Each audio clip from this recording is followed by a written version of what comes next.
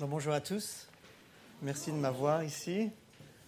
Comme Philippe vous a dit, on est au milieu d'un séminaire sur l'adoration d'intercession. On regarde un peu ce que David avait découvert lorsqu'il a établi pour la première fois l'adoration musicale, l'adoration de Dieu musicale avant l'adoration, comme je disais au séminaire.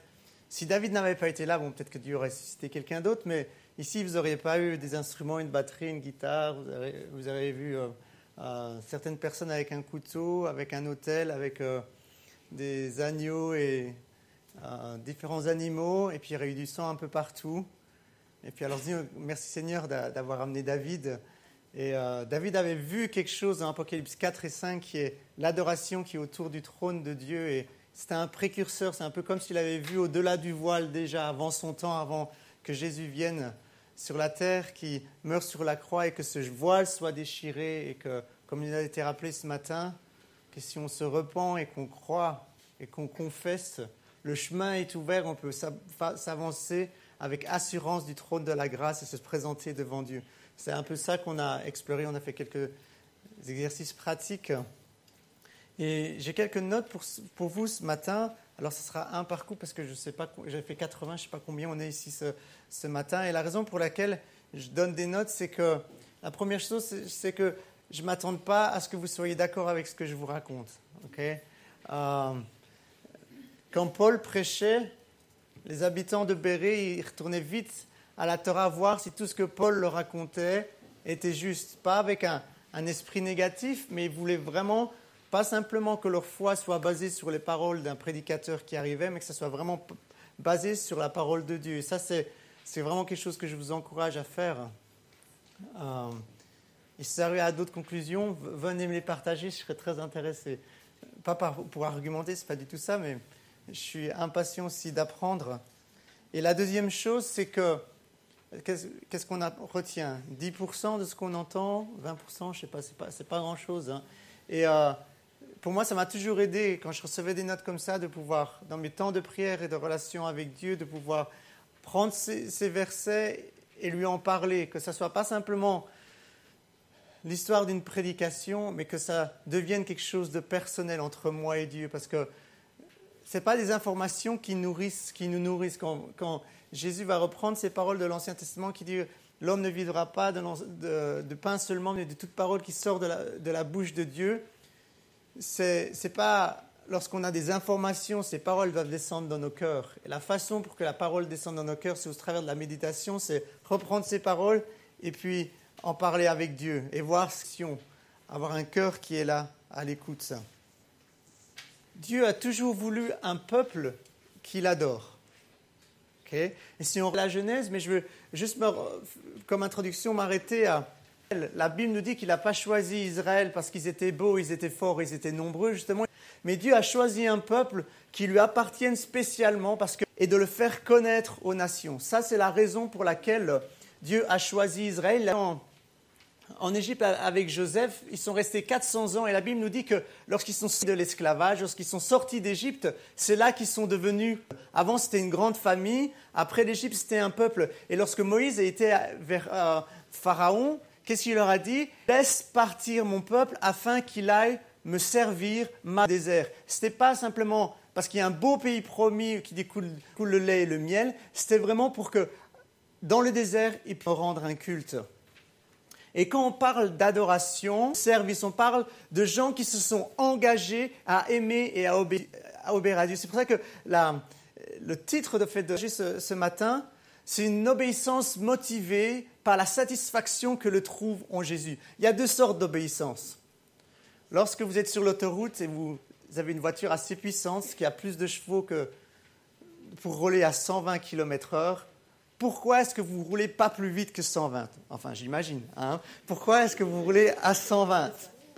Parce que vous aimez tellement l'agent de police qui se trouve 2 km plus loin que par amour, vous respectez les limitations de vitesse ou parce que vous tenez tellement à votre permis de conduire et que l'argent reste bien dans votre porte-monnaie.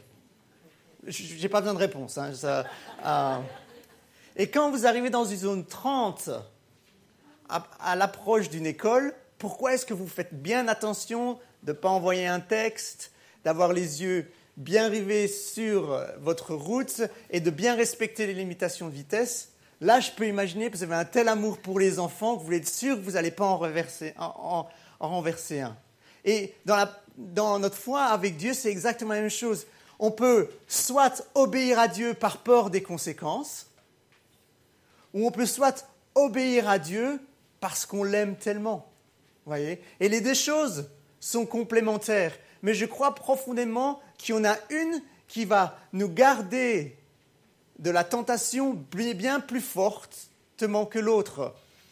Même si j'ai peur de la conséquence de ce que le policier peut me donner après avoir fait un excès de vitesse ou la conséquence de ne plus avoir mon permis de conduire à cause de Via Sicura, des fois ça titille quand même en fait la pédale qui est là, les chevaux sous le capot.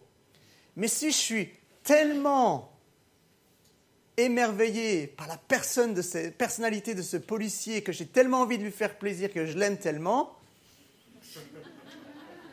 ça va m'aider plus à dompter les chevaux qui sont sous mon capot. Et le Père, Dieu le Père, a promis à Jésus qu'il lui préparait une épouse. Et on a lu ce matin ce verset de Pierre, qu'on soit sans tache, irréprochable dans la paix.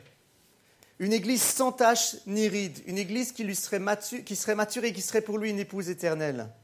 On voit ça dans Apocalypse 19. « Réjouissons-nous car les noces de l'agneau sont venues et son épouse s'est préparée. » Ce qui m'a toujours interpellé, c'est ce verset de 2 Corinthiens 16, 14, où Paul va parler qu'il n'est pas bon de faire une alliance avec des incroyants et de faire un attelage disparate. On met deux bœufs ensemble, on ne met pas un cheval et un bœuf ensemble en agriculture. C'est cette image dont il parlait.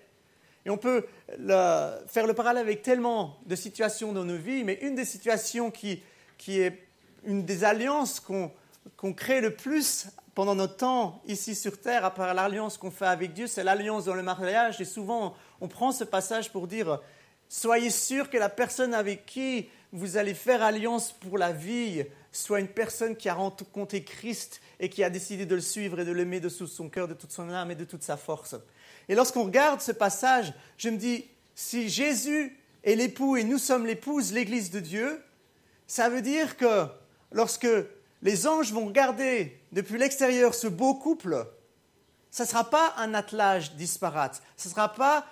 On ne verra pas de différence. On sera comme Christ. Et Paul, dans Éphésiens 5, il va en parler comme étant le grand mystère. Ce mystère, il est grand. Paul parle de plusieurs mystères, mais celui-là, c'est le grand mystère. Et pour que cela se passe, Dieu a établi un principe. Et dans Psaume 2, verset 8, on voit que Dieu le Père parle à Dieu le Fils. Et Dieu le Père dit à Dieu le Fils, « Je vais te donner les nations comme héritage, cette épouse que je t'ai promis de te préparer pour que tu puisses l'avoir, pour que tu puisses posséder les nations pour toi, l'avoir comme héritage, tu vas devoir me le demander. » Ça, c'est quelque chose assez, quand je réalise ça, c'est quelque chose d'extraordinaire ou même de surprenant. Le Fils n'aura pas l'héritage qu'il a gagné à la croix. Vous savez, dans Hébreux 2, il nous est dit, en vue de la joie qui lui était proposée, il a supporté la croix, il était à la croix, c'était à cause de cette joie, de cet héritage qui était là, qui l'a motivé, qui l'a poussé à faire ce qu'il a fait. Mais même cela, même après avoir fait cela, Dieu dit, si tu veux l'avoir, cette épouse qui est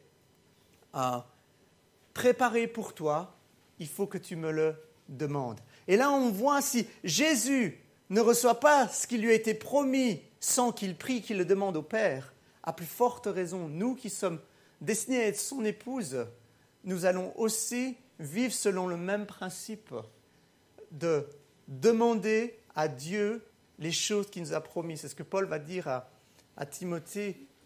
Combat le bon combat de la foi sont ces promesses et prophéties qui t'ont été données. Le désir de Jésus, c'est de recevoir la récompense de ses souffrances.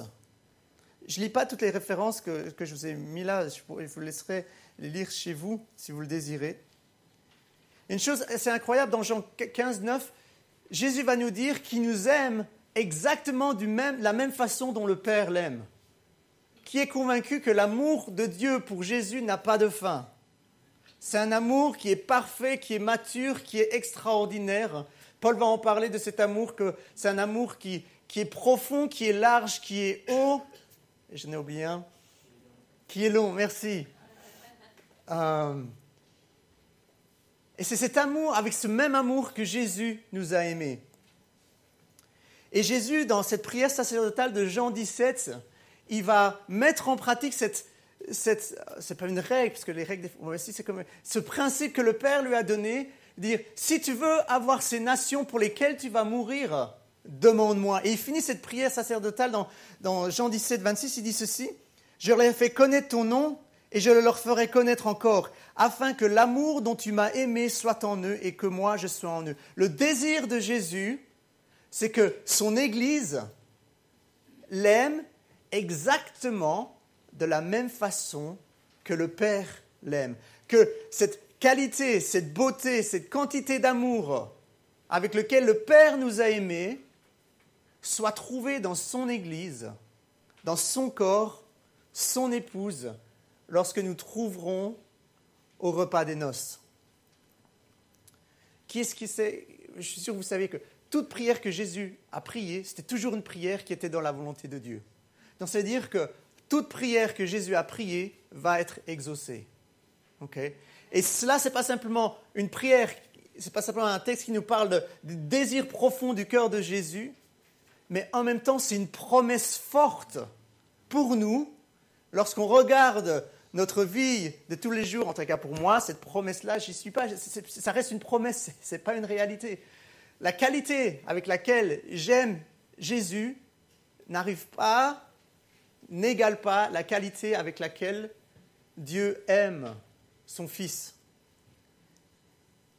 Et en même temps, je vois ça, c'est ma destinée. C'est à ça que j'ai été destiné. Et si c'est ma destinée, c'est mon appel. Des fois, on se dit, mais quel est mon appel?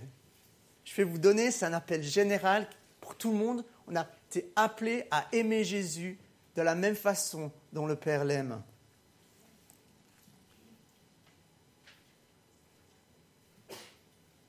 Un autre verset que j'aimerais prendre, là on a vu le désir de Jésus d'être aimé exactement comme le Père l'aime. Et il y a ce psaume 37, verset 4, qui dit « Fais de l'Éternel tes délices et il te donnera le désir de ton cœur. » Et souvent on connaît plus la deuxième partie. On est plus centré sur la deuxième partie. Bon, qu'est-ce que je dois faire pour que Dieu... c'est quoi les délices? Comment est-ce que je peux faire de l'Éternel les délices pour qu'il me donne les désirs de mon cœur? On prend le verset un peu à l'envers, en fait. Je ne vais pas m'attarder là-dessus, mais je vais vraiment m'attarder à la première partie de ce verset. Pourquoi? Parce que vous vous rappelez avec l'exemple avec le policier, hein? Si je fais du policier mes délices, okay? Si j'ai un amour profond pour ce policier, okay? Si par exemple le policier, ça tombe, c'est ma femme, okay? Bon, je veux dire, sur l'autoroute, hein, je veux dire, on se comprend bien, ça va m'aider à justement dompter ma voiture et mes élans. Et ce verset, c'est un commandement. Ce n'est pas si tu le veux bien, je t'exhorte, dans un jour où tu es de bonne humeur, à faire de l'Éternel tes délices. Non, il dit, fais de l'Éternel tes délices. Délices, on n'utilise pas trop dans notre langage tous les jours, c'est trouve ton plaisir en l'Éternel. Recherche le plaisir en le trouvant en Dieu.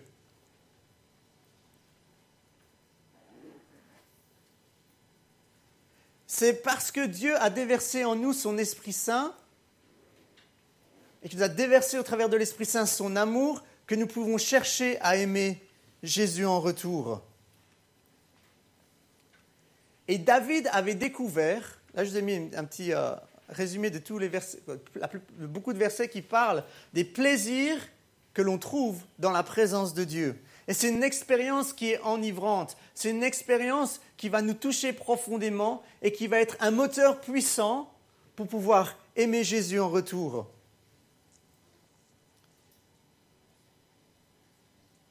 Et comme Dieu prend plaisir en lui-même, nous sommes appelés à trouver du plaisir en lui. C'est la satisfaction que nous trouvons en Jésus qui va être le zèle, notre zèle pour l'aimer. Ça n'annule pas l'obéissance par peur des conséquences. Okay? Je ne veux pas que maintenant vous vous dites, tant que je ne trouve pas mon plaisir en Dieu et que je n'ai pas cette dynamique qui se passe en moi, j'arrête d'obéir. Non, ce n'est pas ça que je suis en train de dire. C'est cette obéissance qui va être un moteur encore plus grand. Ça va être encore un moteur plus grand pour l'obéissance, c'est ça que je voulais dire. Et dans la parole de Dieu, il y a l'histoire d'une femme qui passe par différentes saisons. Et dans ces différentes saisons, elle va expérimenter l'amour de Dieu. Et sa réponse à l'amour de Dieu va être différente jusqu'à ce qu'elle puisse arriver à un amour mature. C'est le dernier livre écrit par Salomon, qui s'appelle le Cantique des Cantiques. C'est l'histoire entre une femme et un roi. C'est une histoire d'amour. Et c'est une description de la progression de l'éveil d'un amour jusqu'à sa maturité. Alors, l'interprétation première de ce livre, c'est l'amour conjugal, mais durant toute l'histoire de l'Église, l'interprétation principale qu'il y a eu, et déjà même avant, avec le peuple juif et les rabbins, c'était l'interprétation entre l'amour que Dieu a pour son peuple Israël ou l'amour que Dieu a pour l'Église. Et la parole nous dit que toute écriture est inspirée de Dieu pour nous exhorter, pour nous convaincre, pour nous redresser, pour nous éduquer à la justice. Et dans le Apocalypse 15, verset 3, il y a ce cantique qui dit « Et ils chantèrent le cantique de Moïse et le cantique de l'agneau ». Et quand on parle de cantique des cantiques, c'est comme Seigneur des Seigneurs. Il n'y a pas de Seigneur au-dessus de Jésus, c'est le Seigneur des Seigneurs. Le Saint des Saints, c'est le lieu le plus saint, c'est le Saint des Saints. Et quand on parle du cantique des cantiques, c'est le plus beau cantique. Alors je ne sais pas s'il y en a qui écrivent des chants ici. Désolé, vous n'allez jamais écrire le plus beau des chants. Il est déjà écrit. Okay? Il est déjà écrit, c'est le cantique des cantiques. Alors dans ma réflexion personnelle, je me suis dit, est-ce que c'est possible que le plus beau des chants ne parle sans de l'amour conjugal et qu'il soit plus beau que lui-même? Je ne pense pas. Le Saint-Esprit, la gloire du Saint-Esprit, c'est de magnifier, de glorifier Jésus. C'est vrai que je pense profondément qu'on peut comprendre ce cantique des cantiques, l'interpréter aussi comme cette histoire d'amour entre Dieu et son peuple. Et c'est à ça que j'aimerais regarder. Ça va être un survol, ça va être quelque chose d'assez rapide. C'est pour ça que vous avez des notes. Et j'aimerais que vous puissiez essayer de voir avec le Seigneur, alors qu'on va voir ça, dans quelle saison est-ce que je suis? De quelle saison est-ce que tu veux me parler dans ma vie actuelle? Vous pouvez vous retrouver dans 2-3 saisons. Ça ne doit pas juste être une, mais c'est ça le but un peu qu'on va voir. Comment est-ce que Dieu s'y prend pour amener son peuple à l'aimer, à aimer son Fils comme Dieu, comme il aime son Fils? Voilà. Alors, la première partie, c'est Cantique des Cantiques, verset 2. Il dit ceci, qu'il m'embrasse des baisers de sa bouche, donc de sa parole, que sa tendresse vaut mieux que le vin. Donc le nom de Dieu, sa personnalité est un parfum qui se répand. C'est pourquoi les jeunes filles t'aiment. Et elle s'écrie, entraîne-moi, nous serons dans l'allégresse, donc nous aurons du plaisir grâce à toi. J'appelle cela l'éveil de l'amour. C'est le premier contact que cette jeune femme ou que l'Église a avec son Dieu. Elle expérimente les plaisirs enivrants de l'amour. C'est ce temps, vous savez, c'est comme Jérémie, dans Jérémie 20, verset 7, il dit ceci, j'ai été séduit et tu m'as laissé séduire. Et après, il ne pouvait plus s'arrêter de parler, même quand il en avait marre, parce qu'il s'était toujours tapé dessus. Il disait, j'arrive plus, tu m'as tellement conquis et que tu m'as vaincu. C'est ce temps où Dieu vient et il va conquérir notre cœur. Elle découvre le plaisir que Jésus peut lui apporter. Elle est dans cette aventure, premièrement pour elle. Elle est le centre. Elle cherche à voir qu'est-ce que Jésus peut lui rapporter. C'est un drôle d'amour, c'est un amour qui est centré sur soi-même. Mais combien de fois on commence comme ça? On a rencontré Jésus, il m'a sauvé. J'avais tellement de problèmes, j'étais déprimé, il m'a donné la joie de vivre. C'est l'éveil de l'amour.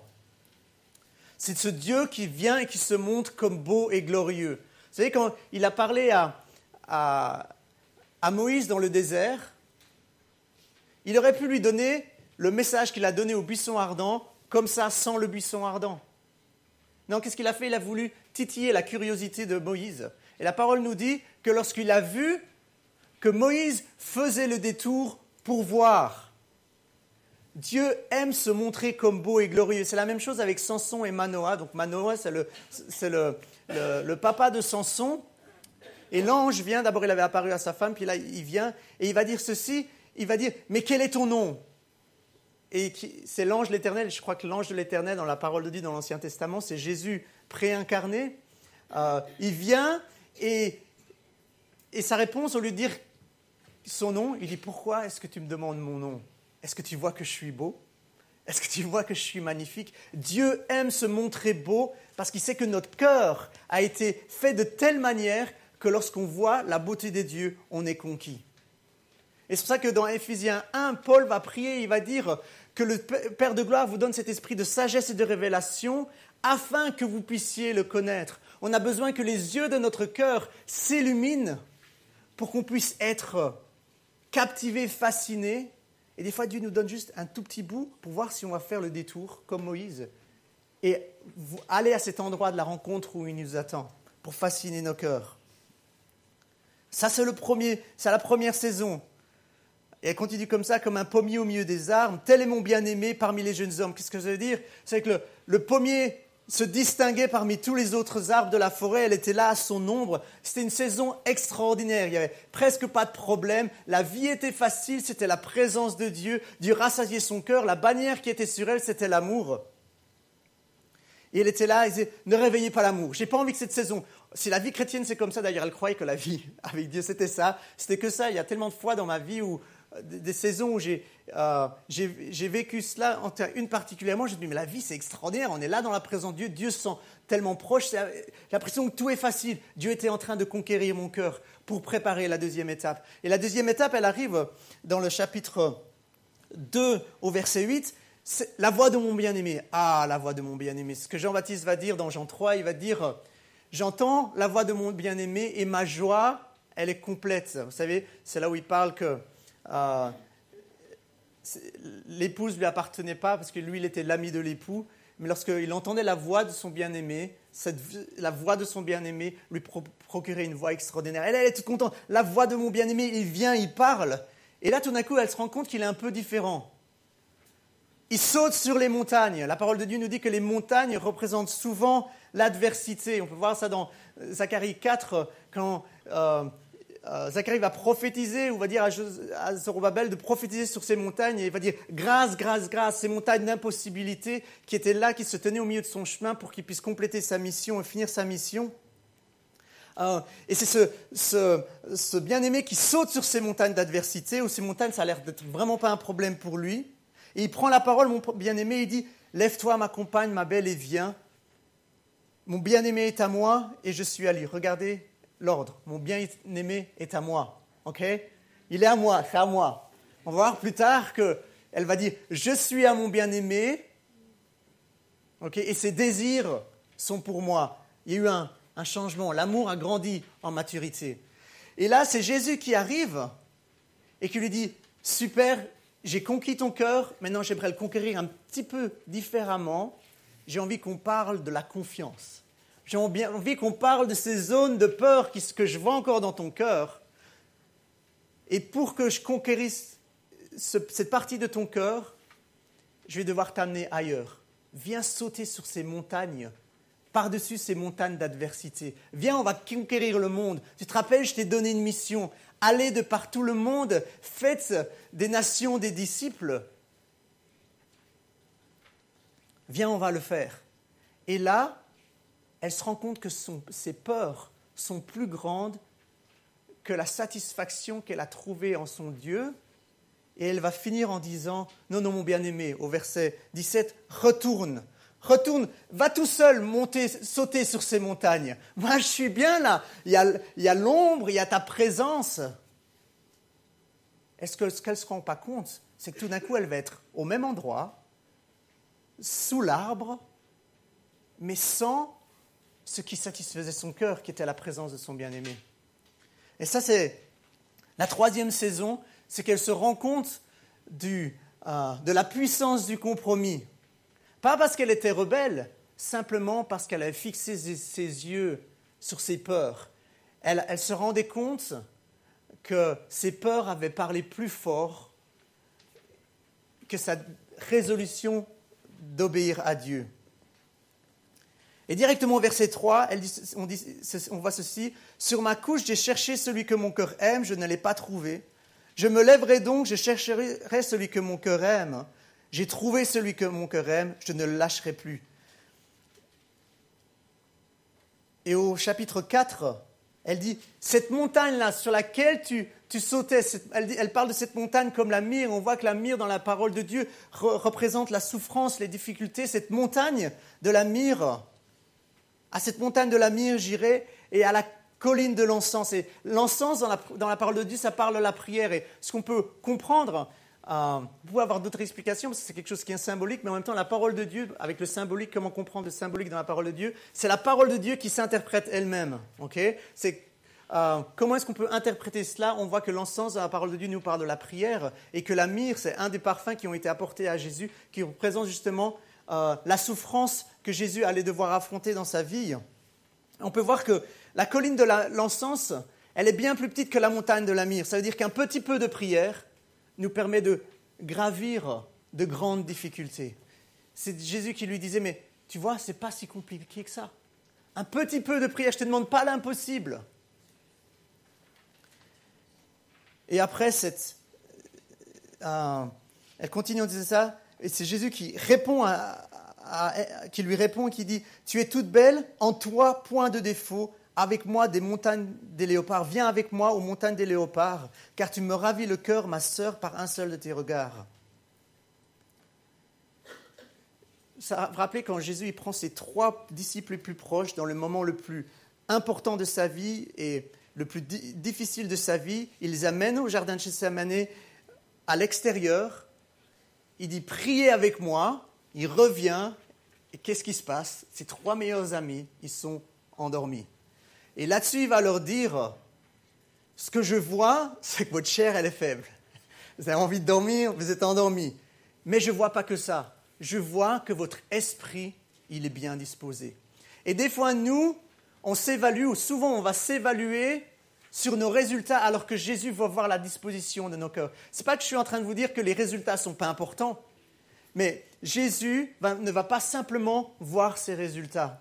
Et c'est là qu'on regarde, il dit, « Tu me ravis, mon cœur, ma sœur, par un seul de tes regards, elle n'a encore rien fait. » Vous savez, c'est comme Jésus, lorsqu'il va être baptisé, son père va lui dire, « Voici mon fils en qui j'ai mis toute mon affection, en qui je trouve tout mon plaisir. » Il n'a encore fait aucun miracle, il n'a encore donné aucune prédication.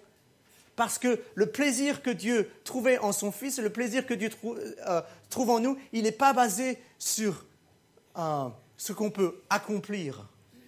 Il est basé sur le oui qu'on a dans notre cœur. Alors bien sûr, le oui, il est important et les actions qui suivent le oui sont importantes, mais Dieu sait comment faire. Elle a dit non. Elle n'a pas dit oui à un moment donné. Elle était dans le compromis, Dieu a retiré sa présence. Et elle était tellement passionnée par la présence de Dieu qu'elle a décidé de dire oui. à la fin.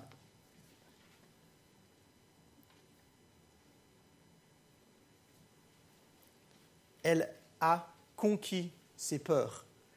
Une autre étape vers un amour mature qui ressemble à l'amour dont Dieu aime son Fils. La prochaine étape, on la voit au chapitre 4, et ça c'est le changement, le changement d'attention. Son cœur n'est plus centré sur elle. On voit que son cœur commence à être centré sur son épouse, sur son époux, sur Jésus. Au début, elle découvrait l'héritage qu'elle trouvait en Jésus, son propre plaisir qu'elle trouvait dans la relation. Et tout d'un coup, elle se rend compte, mais en fait, Jésus, je suis l'héritage de Jésus, je suis là pour son plaisir. Jésus n'est pas simplement là pour mon plaisir, je suis là pour le plaisir de Dieu. Et elle va dire ceci, que mon bien-aimé entre dans son jardin. Son jardin, c'était son cœur, sa relation avec Dieu. Qu'il mange de ses fruits. Vous savez, dans 2 Corinthiens 2,15, Paul nous dit que nous sommes en effet pour Dieu le parfum de Christ. Il y a un moment donné où Dieu va venir prendre plaisir aux fruits qu'il trouve dans nos cœurs qui ont été produits par l'œuvre de la rédemption. Ces fruits de l'esprit, lorsqu'il les voit en nous, il y prend plaisir. Et il dit ceci, j'entre dans mon jardin. La relation, c'est de Jésus, ce que Jésus peut trouver comme plaisir dans le cœur de cette jeune femme qui représente l'Église. Je mange mon rayon de miel, je bois mon vin. Et après, ça, je trouve ça extraordinaire. Il va dire, les amis, j'ai trouvé un endroit où il fait bon vivre. Il y a une église où c'est vraiment agréable d'être présent au milieu d'elle. Et il va appeler les autres, il va dire ceci, mangez mes amis, venez, j'ai trouvé un endroit où vous allez être bénis. Ça me fait penser à Jean 7, 38, lorsque Jésus va dire, celui qui croit en moi, des fleuves d'eau vive couleront de son sein. Il appelle les nations à venir participer à la beauté qui coule, qui découle du cœur de son Église. Et Paul va prier ça dans Éphésiens 1, il va dire, si seulement vous pouviez savoir quelle est la glorieuse richesse de l'héritage de Jésus qu'il a au milieu des saints. On est l'héritage de Christ et Dieu prend plaisir. Et ça, c'était le parcours de la maturité, de l'amour de cette jeune fille, où tout d'un coup, son centre, elle se centre sur l'héritage, la joie que Jésus peut trouver dans la relation qu'elle a avec lui. Et le dernier point, c'est Cantique 8, versets 6 et 7, où Jésus va lui dire « Mets-moi comme un sceau sur ton cœur, car l'amour est fort comme la mort. Ses fièvres sont une flamme de l'Éternel. Les grandes eaux ne peuvent éteindre l'amour. » Dans l'Ancien Testament, Dieu nous dit qu'il était jaloux et qu'il est un feu dévorant. Et là, Jésus lui dit « Je vous ai donné le Saint-Esprit » dans Éphésiens 1, il dit qu'on a été scellés du Saint-Esprit. C'est un sceau que le Saint-Esprit a mis sur notre cœur. Et c'est un sceau d'amour, c'est un sceau qui est brûlant, c'est une flamme qui va nous porter au travers des temps d'adversité de la vie. Il existe un feu que l'eau ne peut pas éteindre. Les grandes eaux ne peuvent éteindre l'amour. Les flots de la tentation, de l'adversité, ne peuvent pas éteindre l'amour que Dieu a placé dans nos cœurs, cet amour qui nous a été transmis par le Saint-Esprit. Et lui, si seulement tu pouvais me prendre, demande-moi cet amour que tu vois qui est faible, qui n'est pas encore mature, si seulement tu me demandais que cet amour, je puisse venir le faire grandir. Et c'est pour ça que Paul va dire, si seulement vous pouviez connaître l'amour qui surpasse toute connaissance, cet amour qui est un océan qui est tellement vaste. Et pour conclure, j'aimerais parler de Paul. Il y a juste une petite faute dans la dernière phrase. J'ai marqué « si nous vivons la vie de Paul », que Paul a vécu, mais ce que je voulais dire, c'est « si nous voulons vivre la vie de Paul que Paul a vécue ». Paul est un exemple de vie, de consécration. Et Paul a été conquis par l'excellence de la beauté de Dieu sur le chemin de Damas. Il a été aveuglé par cette beauté, aveuglé par son Seigneur, cette lumière étincelante. Et je crois que comme la Sulamite du Cantique des Cantiques, Paul avait un seul désir, expérimenter les plaisirs que lui procurait la connaissance de ce Dieu transcendant. Et on voit ça dans Philippiens 3, 8 à 10. Il dit ceci: « Je considère tout comme une perte à cause de l'excellence de la connaissance de Jésus. » Il avait trouvé quelque chose d'excellent. Et cette excellence, il l'avait connue sur ce chemin de Damas qui avait transformé sa vie du tout au tout. Et depuis ce jour-là, il a décidé de poursuivre une chose. Mon but dans la vie est de le connaître lui. Et je ne sais pas comment ça a été pour Paul. Est-ce que Paul a d'abord été... Qu'est-ce qui s'est passé dans ce temps où il était dans le désert d'Arabie, où il a passé des années seul avec Dieu? Est-ce que le début de sa relation était comme la Sulamite, où c'était un amour où il se réjouissait des plaisirs qu'il trouvait en Dieu? Mais à un moment donné, son amour, il a dû grandir parce que ces montagnes d'adversité ont été là. Et lorsqu'on lit les listes de persécutions que Paul, au travers desquelles Paul a passé, c'est quelque chose d'extraordinaire. Il va dire, mon but est de le connaître lui, ainsi que la puissance de sa résurrection. Il a pu œuvrer, faire la mission, chevaucher sur ces montagnes d'adversité avec Dieu, et il a pu voir la puissance de Dieu. Si on pense par exemple à Éphèse, ce qui s'est passé à Éphèse lorsqu'il était là, lorsque la ville était retournée sans dessus dessous, par la puissance du Saint-Esprit, les conversions qui étaient là et les guérisons. Et en même temps, il va dire, et en même temps, je veux te connaître dans la communion de tes souffrances. Il a accepté, cet amour est devenu martyr jusqu'au point où il a dit, Seigneur, si j'ai dit oui, c'est pour t'apporter du plaisir. Je veux être là où tu as le plus besoin, la communion de tes souffrances. Si nous voulons vivre la vie que Paul a vécue, nous avons besoin de voir ce qu'il a vu et de ressentir ce qu'il a ressenti. Et vous savez, Dieu apprécie le voyage.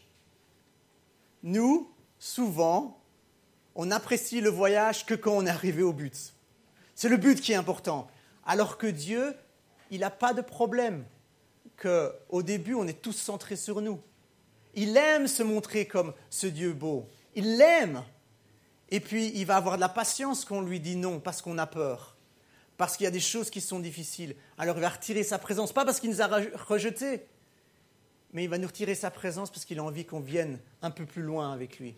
Puis, à un moment donné, il va nous dire, mais je vais me retirer un tout petit peu pour voir vraiment si c'est moi qui suis important ou si c'est ce que je te donne. Et c'est ce qui se passe au chapitre 5. Et malgré qu'il ait fait ça, la Sulamite va partir dans une... Mon bien-aimé, il est blanc, il est merveille, il se distingue entre 10 000. Sa tête est de l'or pur, la façon dont il me dirige, son leadership sur ma vie est extraordinaire. Là, on voit, l'amour a commencé à grandir, il a commencé à être mature. Et Dieu aime profondément ce parcours, de nous voir grandir, tomber, nous relever. Et j'aimerais conclure avec la prière. Seigneur, je te remercie que tes yeux sont sur nous et cette promesse que tu nous dis qu'un seul de nos regards ravit ton cœur. Ce n'est pas un regard qui doit être parfait, qui vient d'un cœur qui est parfait. C'est un regard qui est disposé à t'aimer malgré nos faiblesses. Et tu dis dans ta parole que tu te rappelles que nous sommes que poussière. Seigneur, je te prie pour chacun d'entre nous que cette révélation de la beauté suprême de qui tu es, cette beauté que tu as montrée à la Sulamite, à Paul, à Moïse, à Josué, alors qu'il priait dans la tente, qu'il restait là quand Moïse partait, là où tu as façonné son cœur de leader dans l'intimité, cette présence qu'il a, cette proximité qu'il a avec toi. Seigneur, je te prie que cela, tu augmentes sur nos cœurs. Et là où nous nous trouvons dans des chemins où tu nous demandes de faire un pas de plus et on a peur et on reste là comme paralysé, Seigneur, je te demande que tu nous donnes la force. Que tu nous donnes la force de t'obéir, que tu nous donnes la force de sortir de son compromis comme pour toi. Parce que tu as dit qu'en vue de la joie qui était proposée, en vue de la joie de ces plaisirs intenses qu'il y a, ces délices éternelles qu'il y a devant ta face, ce Dieu qu'on peut toucher son cœur par nos faibles oui. Seigneur, je te prie que tu viennes nous donner cette force pour t'obéir, cette force pour à la fin pouvoir t'aimer comme le Père t'aime. Seigneur, je te remercie pour Ce plan de rédemption qui est extraordinaire. Tu prends des gens qui sont tes ennemis et tu veux en faire des gens qui te ressemblent à tout point. Seigneur, merci. Merci pour l'œuvre de ton Esprit Saint en nous, dans le nom de Jésus. Amen.